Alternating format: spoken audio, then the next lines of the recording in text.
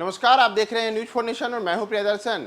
Bihar cabinet की आज हुई बैठक में राज्य के लिए कई नीतियों पर नीतीश सरकार ने प्रस्तावों को मंजूरी दी है और इसमें राज्य के लिए बायोफ्यूल नीति 2023 को मंजूरी देने के साथ ही चीटफंड कंपनियों पर नकेल कसने को लेकर भी कैबिनेट ने अहम प्रस्तावों पर अपनी मंजूरी दी है। साथ ही साथ विदेश में पढ़ाई कर रहे मेडिकल के विद्यार्थियों के लिए अब बिहार के मेडिकल कॉलेजों से इंटर्नशिप करने सहित अन्य प्रकार की सुविधाओं को बिहार सरकार ने आज मंजूरी दी और राज्य मंत्रिमंडल की हुई आज की बैठक में कुल 7 एजेंडों पर कैबिनेट ने अपनी मुहर लगाई है। दरअसल बिहार कैबिनेट की मंगलवार को हुई बैठक में नीतीश सरकार ने कुल 7 प्रस्तावों पर मुहर लगाई है और इसमें जिन प्रमुख प्रस्तावों पर मुहर लगी है उसमें बायोफ्यूल नीति 2023 को मंजूरी देने सहित राज्य में चीटफंड कंपनियों की मनमानी पर शिकंजा कसने के प्रस्ताव को स्वीकृत किया जाना मुख्य है। इसके साथ ही विदेशों से मेडिकल की पढ़ाई कर इंडियन मेडिकल ग्रेजुएट्स को चिकित्सा महाविद्यालय एवं अस्पतालों में इंटर्नशिप की सुविधा प्रदान करने को भी आज नीतीश मंत्रिमंडल ने अपनी मंजूरी प्रदान की।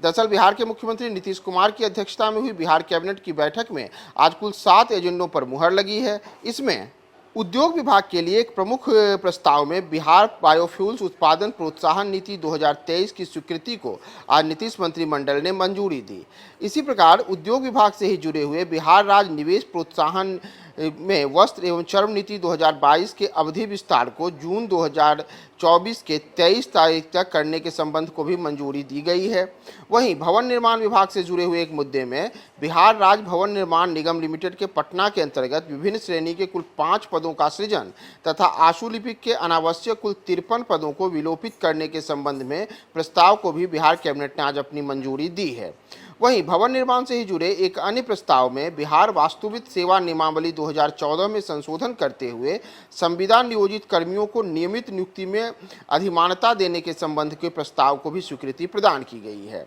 वहीं वित्त बजट विभाग से जुड़े हुए एक प्रमुख प्रस्ताव में राष्ट्रीय बजट कार्यालयों में आशुलिपिक आशुटंकक संवर्ग के स्वीकृत 8 पदों में से आशुलिपिक आशुटंकक ग्रेड 2 के 2 पदों में समायोजित करने पर अंकेक्षण निदेशालय में आशुटंकक संपर्क के पदों में मूल कोटि तथा प्रोन्नति के वर्गों में वर्गीकृत करने तथा राष्ट्रीय बजट आशुलिपिक आशुकंटक संपर्क के शेष 6 पदों को प्रत्यर्पित करने के संबंध में प्रस्ताव को स्वीकृति प्रदान की गई। वित्त विभाग से जुड़े एक अन्य प्रस्ताव में भारत सरकार द्वारा तैयार एवं अधिसूचित अविनियमित निवेश स्कीम यानी कि जो चीट फंड होते हैं उनकी अधिनियम 2019 की धारा 38